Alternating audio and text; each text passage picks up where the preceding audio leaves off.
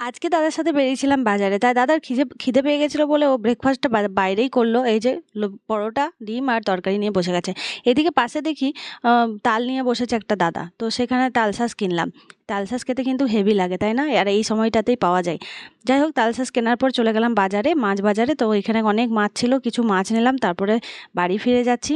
দাদাও কিছু মাছ নিল আর আমিও কিছু মাছ নিয়ে নিলাম। যা বাড়ি যেতে যেতে একটু রিল করছিলাম, তাই দাদাও একটু হাসছিল। তারপরে এসে পরে একটু বেলের শরবত খেলাম। দেখুন আমার বর কি সুন্দর বেলের শরবত বানিয়েছে। সন্ধ্যেবেলা গেছিলাম ডাক্তার দেখাতে, সেখান থেকে ফিরে আসছি। এখন ডাক্তার প্রচুর দেখাতে হচ্ছে, শরীর একদম ভালো নেই, অনেক প্রবলেম শরীরে হচ্ছে। যাই হোক, তো আসার পথে কি করব, রাত হয়ে গেছিলো বলে রান্না করতে পারবো না বলে বাইরেই খেয়ে নিলাম। তাই ও খেলো কুলচা আর চিকেন, আর আমি খেলাম স্যুপ, কারণ আমার একদম খিদে ছিল না। কিন্তু যেহেতু রাত্রে খাবার ডিনার করতেই হবে, ওষুধ আছে, তার জন্য আমি একটু স্যুপ নিয়ে বসে পড়লাম। ব্যাস, আজকের দিনটা এইভাবেই কেটে গেল। আবার দেখা হচ্ছে অন্য একটা ব্লগে। টাটা।